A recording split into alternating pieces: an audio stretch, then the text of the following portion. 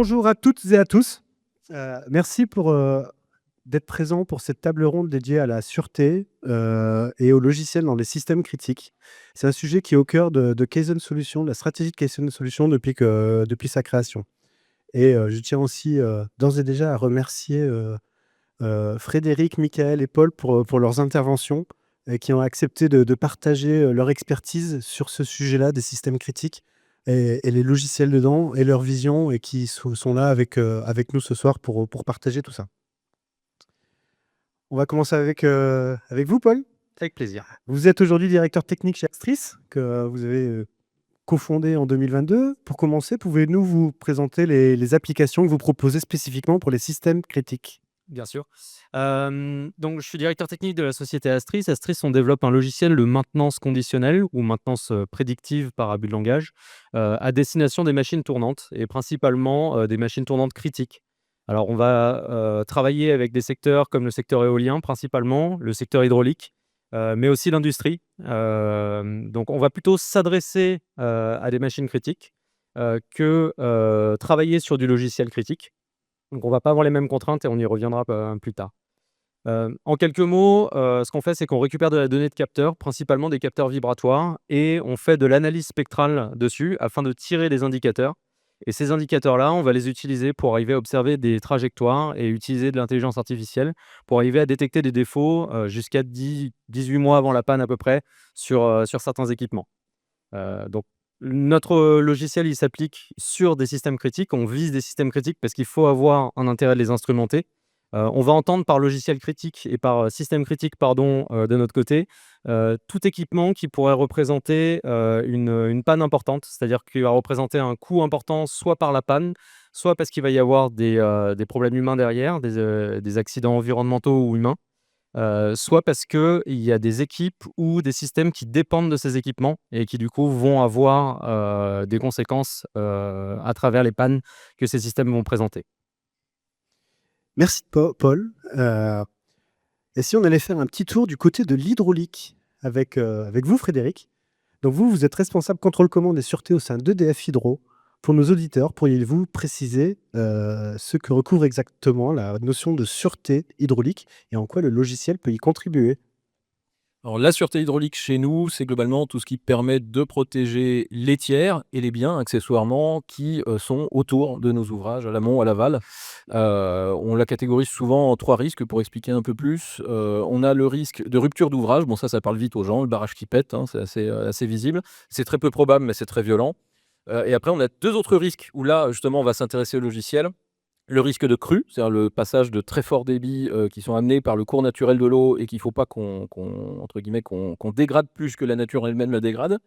Et il y a le risque de l'exploitation de tous les jours, c'est-à-dire qu'effectivement, par l'usage de nos machines, de nos vannes, on fait bouger le niveau, le débit et il faut éviter les conséquences sur les tiers. Donc tout ça, effectivement, c'est intimement lié, dans ces 2 derniers risques avec les automatismes et l'info-indus parce qu'effectivement, avec nos systèmes programmés, on va, conduire, on va superviser, on va piloter les vannes, les turbines et tout ça, ça fait des mouvements. Donc on intègre dans tous ces systèmes, des, solutions qui vont nous permettre typiquement de faire des lâchers progressifs d'eau, pour éviter de pousser, des pêcheurs, des kayakistes. On va faire, des surveillances de nos niveaux pour s'assurer qu'on a une bonne mesure de niveau, c'est quand même critique. On va réguler nos plans d'eau, voilà, donc ça c'est quelques fonctions parmi beaucoup d'autres, de tous ces automatismes qui sont tagués, importants pour la sûreté hydraulique, hein. C'est vraiment des choses qui avec des listes référencées chez nous. Et ce qu'il faut retenir surtout, c'est comment on traite ça aujourd'hui, c'est essentiellement sur base de standards. Tout ça est énormément standardisé, on a des blocs fonctionnels, des assemblages fonctionnels et c'est via le déploiement de nos standards, à la vitesse où on arrive à le faire au vu de notre capacité d'investissement, qu'on arrive du coup à upgrader le niveau de sûreté sur nos ouvrages. Merci pour ces éclairages, Fred. Passons maintenant au nucléaire, avec vous, Michael. On va se projeter un petit peu dans le long terme parce que les EPR2 vont sortir, normalement d'ici 2038, donc encore quelques années. Et vous êtes directeur du programme EPR2 chez Worldgrid et vous pilotez un programme qui intégrera une nouveauté mondiale en termes de sûreté. Est-ce que vous pouvez nous expliquer de quoi il s'agit? En quelques mots, donc bonsoir et merci, ravi d'être ici. Donc globalement, EPR2, voilà, 6 tranches nucléaires, commandées par l'État qui devraient, voilà, voir le jour, de 2032 à 2038, selon nos plannings projets et donc des communications ont décalé un petit peu ça. Le programme EPR2 pour nous, c'est 2 contrats avec, 2 types de systèmes. Il y a des systèmes d'automatisme, vraiment le contrôle-commande, ouais, qui va piloter la centrale. Il y a des niveaux de classement élevés, jusqu'ici, voilà, c'est quelque chose qui s'est fait dans les projets précédents, mais les niveaux d'exigence vont quand même croissant. C'est un montage industriel nouveau, avec une, souveraineté nationale, donc Worldgrid, on est basé ici à Échirolles. On a notre partenaire Schneider Electric, dans le sud de la France, donc voilà une solution, franco-française au maximum et donc la grande nouveauté de ce projet-là, c'est une, salle de commande informatisée classée, donc de classe 2. Donc dans le nucléaire, donc c'est le deuxième échelon le plus classé et c'est globalement, là, quelque chose qui n'a jamais été fait. Donc on déploie une solution complètement, ad hoc, qui est développée pour l'occasion, basée sur des briques logicielles préexistantes, de notre société, donc qui est à l'origine un petit peu du contrôle commande nucléaire en France, ex-Cerci, CEMA, Atos, désormais groupe Alten, avec la marque Worldgrid et globalement, on intègre, donc un système d'exploitation qui va être, voilà, qui est choisi, par rapport à ses caractéristiques pour être capable de faire de la sûreté sur ce système de conduite, informatisé, moyen de conduite principal. Merci Mickaël. Alors on va rester sur le nucléaire. Aujourd'hui, dans le monde du logiciel, il y a un peu la mouvance DevOps qui consiste en un clic à mettre un logiciel en prod. Est-ce que ça va se passer comme ça sur le nucléaire ou est-ce que, voilà, comment sont mis en prod, quelles sont les étapes à suivre pour qu'un logiciel puisse être mis en production, dans un environnement aussi sensible? Alors, tout va dépendre un petit peu, du niveau de classement du logiciel concerné, si c'est un logiciel temps réel ou un logiciel, débarqué qui va être un outil qui va nous aider. Donc quand on est dans la sphère, non temps réel, on peut effectivement, recourir à des techniques, globalement à l'état de l'art actuel, avec quand même des limitations, parce qu'on a la cybersécurité, qui s'applique un petit peu à tous les étages et qui, voilà, nous oblige à travailler sur des réseaux privés sécurisés, par exemple. Donc on ne peut pas tout faire. Quand on va du côté du logiciel temps réel pour le système embarqué, donc là, on affronte, voilà, un mastodonte normatif. On a des exigences clients qui sont souvent, voilà, très précises, qui ne sont pas évidentes, déjà à respecter dans le domaine technique et qu'on doit, délivrer, selon des cycles de vie, extrêmement normés. On a tout un arsenal de normes applicables, voilà, qui sont contractuelles ou après qu'on déroule la pelote, on en a vraiment beaucoup. Et globalement, il faut quand même arriver à naviguer là-dedans parce que, voilà, il y a pas de réponse unique, à comment, se conformer à ces normes. Et globalement, on a quelque chose de très, très découpé, d'étape par étape avec des plans qui doivent être établis à l'origine du projet et qu'on se doit de suivre. Donc on a une approche système, on a le système, le logiciel, déjà. Après, bon, il y a les branches matérielles et sur le logiciel, donc on a, le développement, enfin, on doit suivre la spécification, conception avant de parler de développement.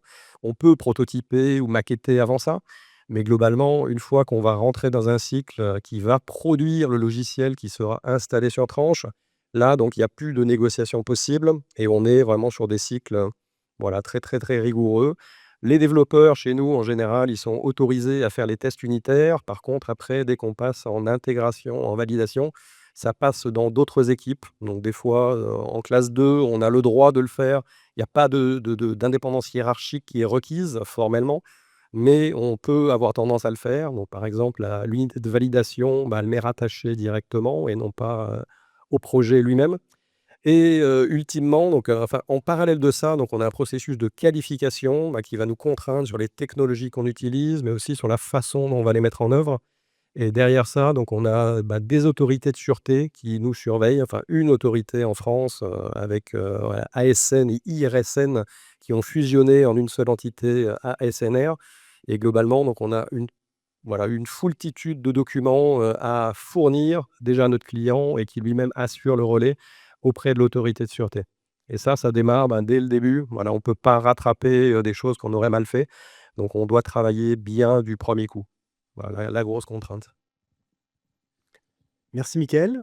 Et du côté hydro, du coup, est-ce que, vous avez aussi un cadre normatif aussi, contraint auquel vous conformez? Alors non, c'est clairement pas la même. On n'a pas cette chance, d'avoir un cadre, normatif dédié, pour ça aussi que les gens aiment bien bosser pour nous.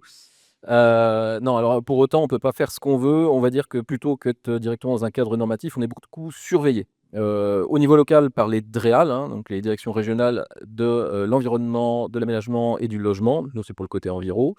Et au niveau national par une instance qui s'appelle le PONSO, donc le Pôle national de la sécurité des ouvrages hydrauliques. Donc c'est vraiment là des instances étatiques qui vont regarder ce qu'on fait. Ce regard, ils le font sous 2 angles. D'une part, ils vont regarder ce qu'on déclare. C'est-à-dire que nous, on a une volonté, c'est une exigence d'ailleurs, de transparence. Tout ce qui se passe et qui met en danger la sûreté hydraulique, on doit le déclarer si petit que ce soit. Voilà. Pour derrière faire du retour d'expérience, pour améliorer notre standard, et cetera. La sûreté, elle s'est beaucoup créée dans l'hydraulique sur la base d'incidents. S'il y a des gens là dans la salle, qui habitent dans le coin depuis pas mal d'années, il y a un incident qui est très connu dans le coin. Je me permets de le citer parce qu'il est encore, dans l'émotion pour beaucoup de gens. Dans les années 90, sur les usines du Drac à l'aval de Notre-Dame de Comiers, le fonctionnement normal de nos ouvrages, a engendré le décès de 7 personnes, dont 6 enfants. Donc c'est des choses qui ont marqué à vie, EDF Hydro et qui nous ont beaucoup fait bouger. Donc clairement, aujourd'hui, le moindre incident, on le trace. Quand il est suffisamment important, on l'amène à l'État pour dire: «Regardez ce qui s'est passé» et on évolue. Le deuxième angle sous lequel on est surveillé, c'est au travers de ce qu'on appelle les EDD, donc études de danger. C'est des documents qu'on va produire de manière périodique, tous les 10 ans, et qui vont globalement faire l'état des lieux de la sûreté de notre ouvrage. Et en quelque sorte, c'est un peu ce qui va nous donner notre permis pour continuer à exploiter l'usine. Donc si on montre qu'on est OK d'un point de vue sûreté, on peut continuer. Sinon, il va y avoir un léger problème. Dans les EDD, autrefois, il y avait surtout la part belle au génie civil. Bah ouais, c'est ce qui craque. Il y avait la part belle à la mécanique, bah ouais, les vannes, c'est ce qui risque de s'ouvrir et le contrôle-commande était un peu oublié. Et là, c'est clairement en train de remonter en haut de la pile. On voit bien qu'il y a un axe d'amélioration autour du contrôle-commande. Il y a voilà, les esprits se saisissent un peu de ce contrôle-commande et preuve en est d'ailleurs ce matin, on a lancé un groupe de travail avec le CFBR, donc Comité français des barrages et réservoirs. Donc c'est pas une instance EDF, hein, c'est une instance supra, hein, qui regroupe toute la profession. Et le but, c'était justement de regrouper des forces vives, la CNR typiquement, nous, l'Adréal, pour dire: «OK, c'est quoi un bon contrôle commande, des bons logiciels en termes de sûreté pour que ça bénéficie à tout le monde?» Très bien. Paul, vous, du côté d'Astris, vous avez le même type de contraintes ou est-ce que vous êtes un peu plus libre? Bah, non, on n'a pas du tout les mêmes contraintes. Nous, en fait, on travaille sur des systèmes critiques, mais on n'a pas, des logiciels critiques à proprement parler. C'est-à-dire qu'on va venir surveiller, des équipements qui vont présenter, des défauts et qui vont être des systèmes critiques, mais fondamentalement que notre logiciel, ne soit pas disponible pendant, quelque temps, c'est pas forcément un problème. Alors ça ne veut pas dire qu'il faut tout de suite faire n'importe quoi, mais ça veut quand même dire que, la réalité du déploiement en un clic en production, elle existe chez nous, donc on a quand même ces avantages-là. L'idée, c'est que vu qu'on fait, des détections de défauts jusqu'à 18 mois avant la panne, qu'on fait des détections de défauts très, très, régulièrement, avec des délais qui peuvent être, modulables, on n'a pas un besoin finalement d'avoir, cette disponibilité, comme on pourrait l'avoir sur du nucléaire ou sur de l'hydraulique.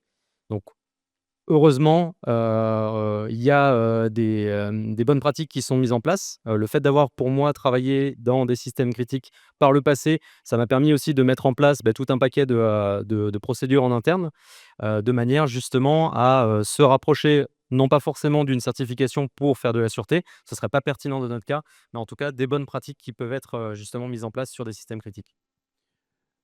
Mais du coup, même en l'absence de contraintes fortes en termes de, voilà, de sûreté, de criticité, de disponibilité, vous avez, je pense, par contre, d'autres contraintes, notamment en termes de cybersécurité, notamment pour la protection des données de vos clients.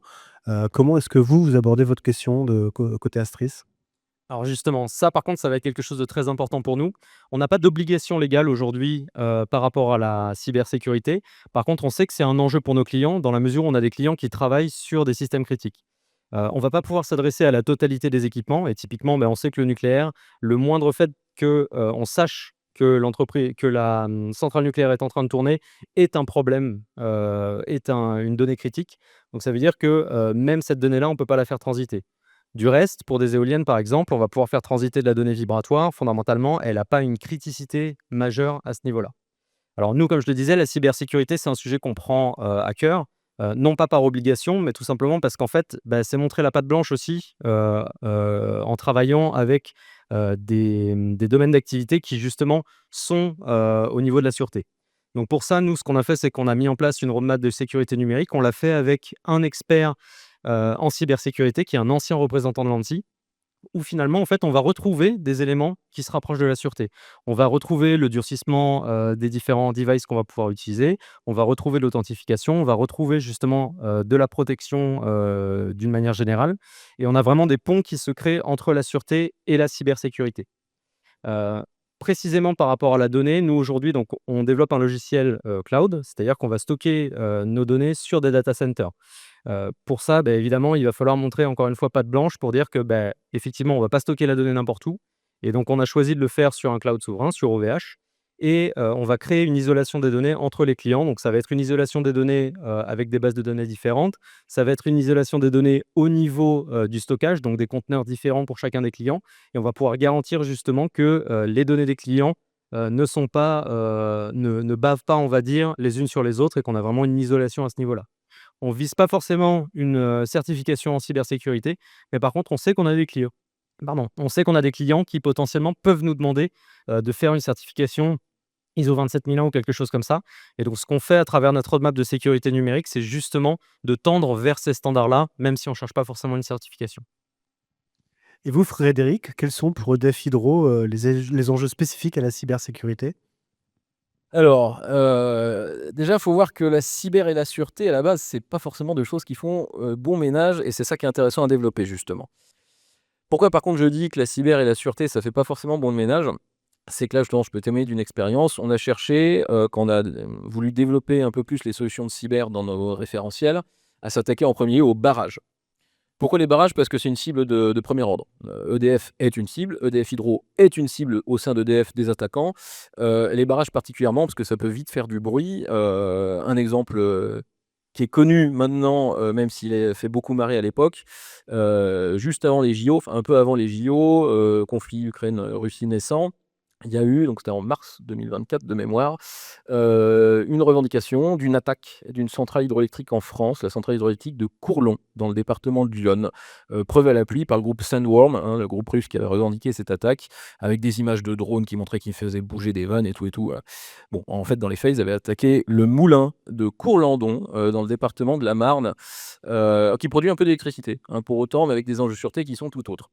Voilà, au-delà de la boutade, ça montre quand même que clairement aujourd'hui, oui, si réellement un jour on vient ouvrir des vannes d'un barrage à distance, ça va faire du bruit.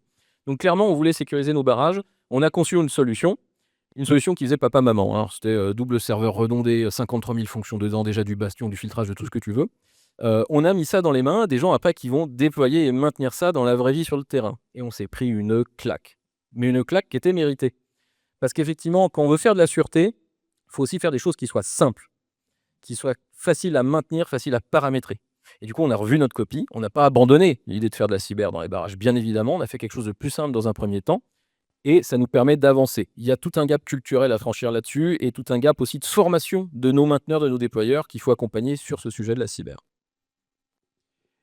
Et vous, Michael, du coup, sur le PR2, est-ce que la cyber et la sûreté font bon ménage, comme le disait, pour reprendre l'expression de Frédéric?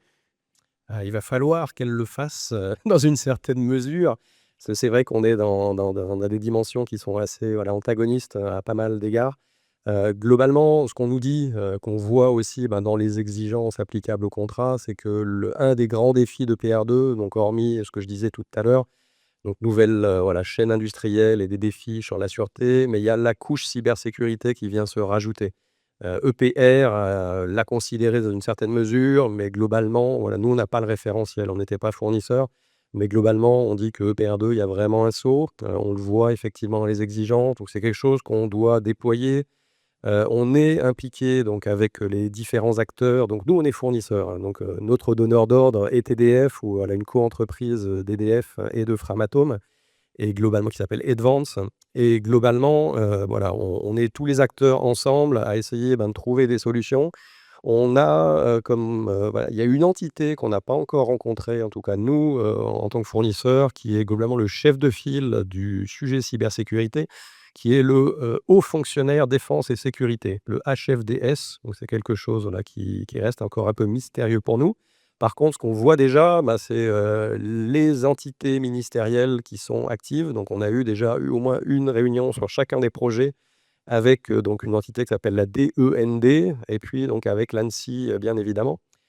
Donc ça, c'est quelque chose voilà, on prend en compte et à la fois dans les façons de travailler. Donc on parlait tout à l'heure de réseau privé sécurisé pour effectivement, là aussi, complètement voilà, compartimenter l'information. Et vraiment, moi-même, donc, en tant que directeur de programme, voilà, j'ai accès, je suis loin d'avoir accès à tout, mais je ne sais même pas des fois que certaines choses existent. Parce qu'une des clés de la protection ici, comme aussi l'expliquait Paul, c'est qu'on ne sache pas que ça existe. Donc voilà, c'est un point de départ. Après, dans les solutions technologiques qui vont être implémentées, donc par exemple, quand on parle des briques logicielles qu'on va prendre sur les outils logiciels d'aide à la conception, il y a des choses, on ne va pas redévelopper from scratch, on va prendre des choses qui existent dans le monde extérieur et voilà, on se doter, nous, de capacités logicielles, là aussi de logiciels tiers, mais qu'on va devoir, enfin, on n'a pas encore trouvé vraiment le mot. Donc c'est pas vraiment qualifié, mais en tout cas, on va devoir leur faire passer des tests de qualité pour s'assurer que l'outil qui va aussi valider les nuggets qu'on va trouver sur le marché extérieur puisse être utilisé dans notre outil, donc débarqué, qui va permettre de programmer le logiciel, enfin les données qui vont être dans le logiciel de contrôle-commande, les automates et le système de supervision. Donc ça, voilà, là, on a une solution parce que c'est quelque chose qui n'est pas classé et qui va pas tourner sur les centrales d'EDF. En revanche, pour les systèmes eux-mêmes, donc il y a des automates de notre partenaire Schneider Electric, eux-mêmes, ils ont des protocoles cyber qui sont voilà, disponibles pour certaines applications. Par contre, le domaine, il est normé depuis peut-être 10 ans à peu près. Et ça a commencé il y a 10 ans et ça s'est affiné depuis. Et on n'est pas encore en état de stabilité. Et à la fin du film, de toute façon, c'est quand même la sûreté qui gagne. Et les dispositions de sûreté qui sont prises et de sécurité physique qui accompagnent la sûreté sont elles-mêmes la première protection. Après, qu'est-ce qu'on va déployer concrètement? Donc voilà, sur le cas de Schneider Electric, il y a des choses, des fonctionnalités inhérentes. On n'est pas encore sûr de les déployer parce qu'en termes de performance, c'est déplorable. Et donc, c'est quand même un des critères premiers de sûreté.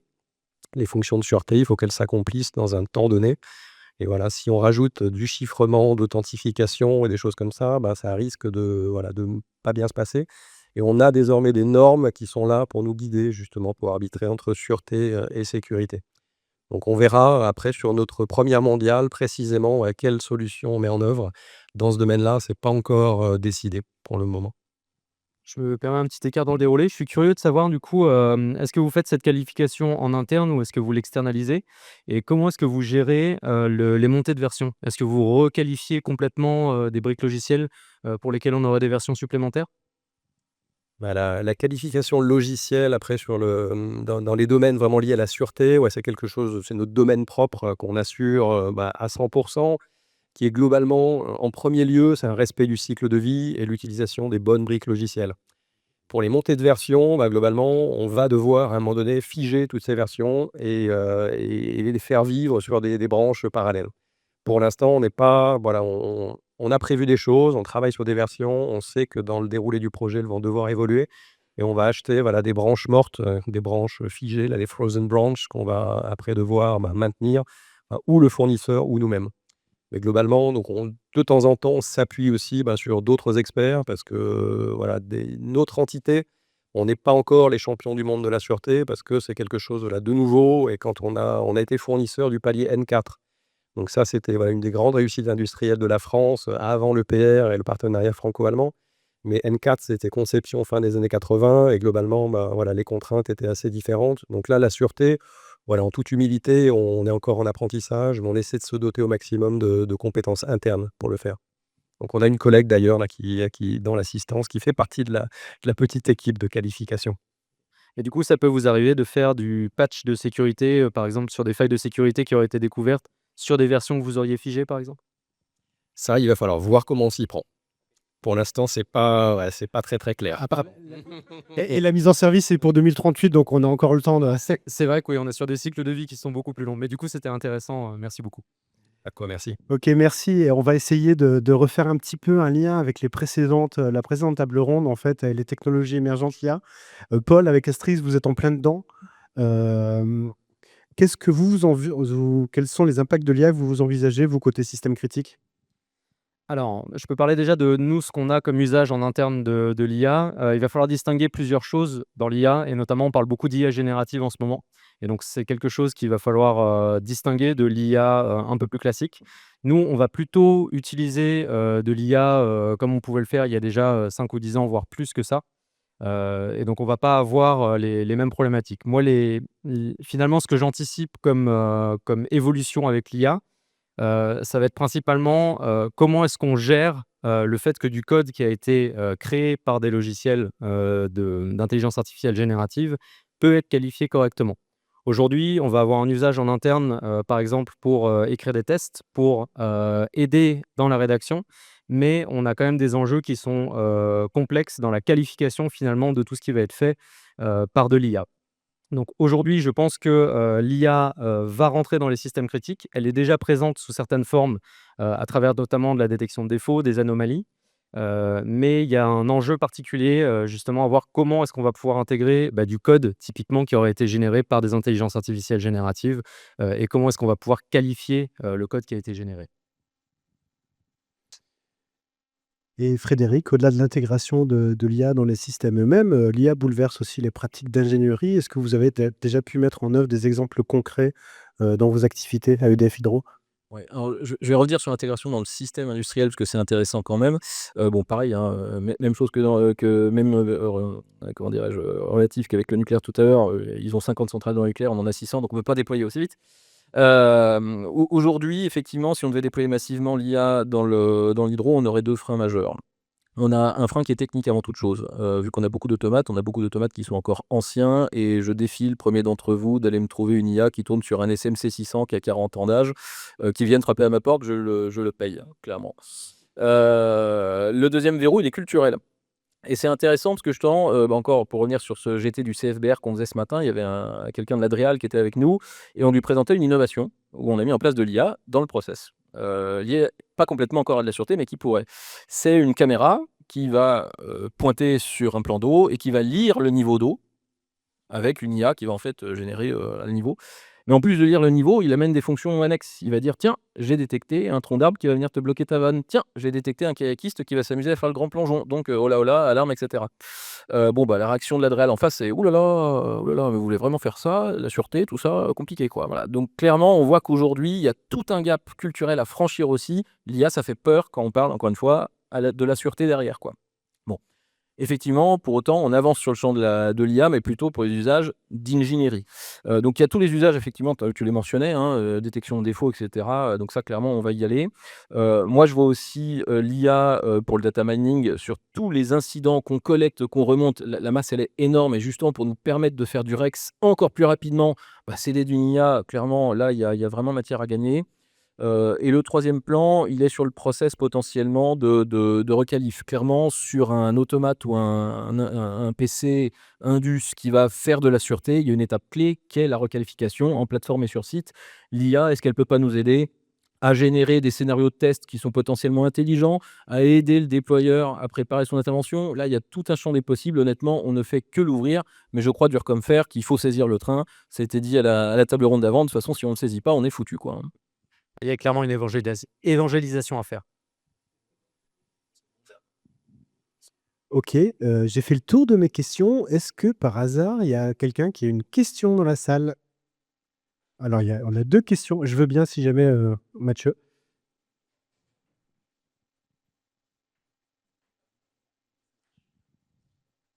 Bonjour, merci pour vos interventions. Est-ce que les contraintes de sûreté sécurité vont jusqu'au choix des langages de programmation? Je pense le langage memory safe ou des techniques de programmation thread safe et même, vous parliez un peu de dépendance librairie. Est-ce que vous whitelistez ou blacklistez carrément des librairies entières que, ben, non, c'est trop dangereux ou on ne maîtrise pas ce qu'on intègre comme code? je vais plutôt vous laisser la main parce que la sûreté, du coup, j'y suis moins. Je peux commencer. Moi, je suis pas un spécialiste logiciel, mais voilà, je vais le faire déjà, dans mon langage et par rapport à ma pratique. Globalement, oui, enfin, il y a des restrictions claires, sur les logiciels, ben, déjà par rapport au type de fonction qu'on en attend et globalement, on doit apprécier cela, enfin, dans la totalité, ben, du cycle de vie, ben, jusqu'au dernier maillon, du link, de la compilation. Donc il faut qu'on s'assure que, ben, on ait quelque chose de, voilà, de plus donc on n'est pas dans le domaine du déterminisme, nous dans la classe 2, on fait du prédictible. Donc il faut qu'on ait un temps d'exécution, maximal qui soit borné dans le temps et globalement, donc oui, on essaie de faire au maximum, par nous-mêmes avec, enfin globalement nous, notre plateforme technologique principale sur le système de conduite, c'est le langage ADA. Donc le langage, voilà, qui a été adopté, à l'époque, parce que voilà, il était un peu dans l'air du temps. Depuis, il a un petit peu, voilà, il n'a pas fait florès, hein, mais globalement, il continue à avoir des bastions, d'usage dans l'aéronautique. Nous, dans le nucléaire, on est peut-être pas loin d'être les seuls, mais globalement, il a été sélectionné pour ses caractéristiques propres et il a évolué depuis, mais nous, on code toujours en ADA 83. Voilà, nous, on respecte vraiment, voilà, les règles de l'époque. On n'a pas de trucs déclaratifs, très ouverts, donc on est vraiment très restreint et en termes de librairie, en général, on n'en utilise pas, voilà, dans ce domaine-là, mais dans des applications là, moins classées, quand on fait de la classe 3 qui elle, bah, n'a plus cette exigence-là de prédictibilité qui exige le fonctionnement cyclique. Quand on est en fonctionnement événementiel, on en utilise à certains endroits, enfin on en a utilisé, mais globalement on a, une solution logicielle qui a je crois qu'on a enfin peut-être 2 millions de lignes de code, quelque chose comme ça et qui dedans doit faire appel à des blocs préprogrammés et on a, bah, des questionnements, je pense, sur comment est-ce qu'on va effectivement qualifier ça, en sachant que globalement on a un exploitant qui est, EDF, qui est consentant avec cela. Mais voilà, c'est quelque chose qui voilà, voilà, qui est assez ancien et qui normalement minimise au moins les risques côté, voilà, cyber. À l'époque, voilà, ça devait pas tellement exister. Donc je vais compléter côté hydro. Bon, vous l'avez compris, du coup, je vais répondre à l'antagonisme du nucléaire. Donc nous, donc on n'a pas en soi de black ou de white listing, de langage et cetera, mais en soi, on n'en a pas besoin dans le sens où, je parlais tout à l'heure, d'un standard du coup qui était pour nous la pierre angulaire de la maîtrise de notre sûreté. Le standard, il est fait maison. Donc les choix qu'on fait, ils sont pas adressés auprès d'une entreprise qui nous donne clé en main. On n'est pas du tout dans le même système que dans le nuc, qui donne à Atos, vraiment un peu, tout pouvoir. Je simplifie, hein, mais voilà. Donc c'est fait en interne avec l'appui de nos prestataires, donc Kaizen que j'en profite, je vous remercie. Et effectivement, du coup, c'est bien via nos choix internes qu'on fait du coup des sortes de black ou de whitelist, mais non formelles en quelque sorte. Typiquement, si je prends l'exemple, de la téléconduite aujourd'hui, c'est clair qu'on est encore, vu que c'est des systèmes qui globalement peuvent manœuvrer des groupes à distance et donc faire des grandes vagues, il y a un impact sûreté, qui est clair. Aujourd'hui, on est sur des langages qui sont plutôt encore anciens et je vois pas, la téléconduite faite en low code demain, quoi. Voilà, parce qu'on n'aura pas assez la maîtrise. L'autre truc, c'est qu'effectivement, aujourd'hui, difficile de black ou de whitelister quand on a un paysage aussi hétéroclite que le nôtre. J'ai cité les SMC 600, je pourrais citer un paquet d'autres technos qu'on a en exploitation sur notre parc. Donc aujourd'hui, c'est bien au travers de nos méthodes qu'on va vraiment réguler la sûreté. C'est le cycle en V, en quelque sorte, c'est des bonnes pratiques, de tests, de qualif, de conception. Je donne un exemple, par exemple, là, qui est en train de pousser fort en ce moment. On a presque envie de forcer le passage systématique sur de la simulation process lors des recettes plateformes d'automates liées à la sûreté, parce qu'on voit que ça nous permet de dérisquer le moment où on va aller sur site et on risque d'ouvrir une vanne par erreur, quoi. Donc là, on est bien au final sur le processus d'ingénierie, sur la méthode et pas tant sur les choix techniques, mais qui sont gérés par ailleurs, parce qu'encore une fois, standard interne. Mais on fera du Rust un jour. Fera peut-être du Rust. Peut-être un truc qui joue avec Kaizen en ce moment, je dis pas, ouais. J'ai une question qui est, à l'interface entre la partie, critique et la partie, non critique dans les aspects monitoring. Pour autant, comme c'est monitoring d'aspects critiques ou en tout cas de la mise en œuvre de composants qui interviennent dans un process critique, comment vous faites pour, qualifier? Parce que quand on fait de la maintenance, prédictive sur des systèmes critiques, on a beaucoup d'exemples, de systèmes qui fonctionnent correctement. On a assez peu d'exemples de catastrophes et pourtant c'est celle-là qu'on veut éviter. Donc comment vous faites pour qualifier ça? Comment vous faites pour assurer en gros le recall dans votre domaine de bien détecter tous ces événements? Alors, c'est très intéressant comme question. On va avoir des process avec du test unitaire, du test fonctionnel, ça va être des choses assez classiques. Nous, ce qu'il faut savoir, c'est qu'on hérite de plusieurs brevets et dépôts et de beaucoup de code qui a été développé par des laboratoires. Et on va avoir des besoins de migrer ces algorithmes et besoin de migrer tout un paquet d'informations là-dessus. Ce qu'on a mis en place aujourd'hui, c'est pas mal de tests d'approval. Alors, c'est pas un vrai terme, mais les tests d'approval, le principe, c'est qu'on va générer des sorties à partir des algorithmes existants, sous la forme de rapports, sous la forme d'images, sous la forme de livrables finalement, qu'on va considérer comme étant la vérité. Et donc, on va se servir de ces tests d'approval pour, quand on fait du refactoring de code, vérifier qu'on continue à remplir les conditions qu'on avait mises en place avec le laboratoire. Alors, c'est pas totalement safe dans la mesure où ça présuppose que le laboratoire a tout codé correctement. C'est rarement le cas.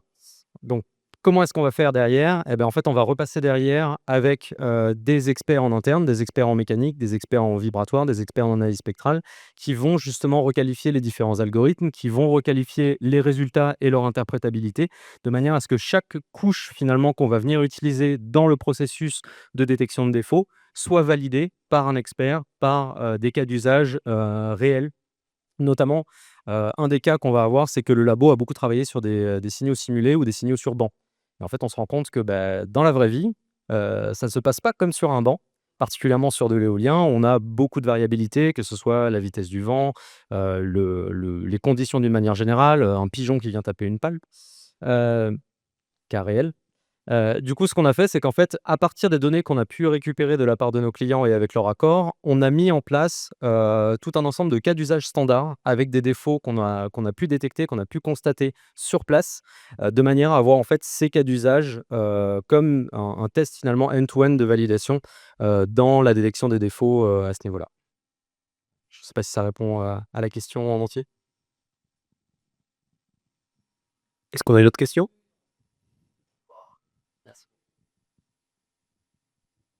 Bonsoir, c'est encore à vous que je m'adresse. Est-ce qu'on peut dire que vous faites du SPC+, modernisé, avec de l'IA? Alors, je suis pas sûr d'avoir la notion de SPC+. Alors, c'est Statistical Process Control, c'est en fait on monitor les outils, les process ou les outils qui tournent. Ouais. Et on détecte déjà les dérives par rapport aux conditions normales, etc. Alors, un peu, mais C'est pas tout à fait de la maintenance prédictive, effectivement. Ouais. En fait, un petit peu, mais c'est pas notre valeur ajoutée, entre guillemets. C'est-à-dire que nous, notre valeur ajoutée, elle va vraiment sur le traitement de la donnée pour arriver à des indicateurs qui nous permettent de faire des détections. Donc effectivement, quand on va parler de détection d'anomalies, on va le faire sur des résultats qu'on aura déjà calculés par les étapes précédentes. Et ce qu'on fait en termes de détection, oui, c'est de l'IA, oui, c'est du machine learning, mais on n'a pas réinventé la roue. On a des algos type K-means, Isolation Forest qui font déjà des choses extrêmement puissantes et où on n'a pas forcément besoin d'aller plus loin finalement en termes d'intelligence artificielle pour mettre le doigt sur l'information qui est pertinente pour des opérateurs de maintenance ou des experts. Et donc notre expertise, elle va vraiment être sur, on part de la donnée vibratoire temporelle, on est capable d'extraire des informations pertinentes, on est capable de rattacher ça à des composants, on est capable d'observer des caractéristiques spectrales au sein des signaux. Et c'est là-dessus, en fait, finalement, qu'on va venir faire de la détection et qu'on va venir justement sortir des cas d'anomalie et arriver à les agréger. Parce qu'il y a aussi cette problématique intercapteur, quand on a 8 capteurs, d'arriver à dire, en fait, oui, effectivement, je vois plein de dérives, mais c'est le même défaut qu'on est en train d'observer. Donc je dirais un petit peu, mais notre expertise, elle est plutôt avant. Merci à tous pour votre écoute. Merci encore Paul, Frédéric et Michael pour votre participation. Mais de rien. Merci à tous. Merci beaucoup.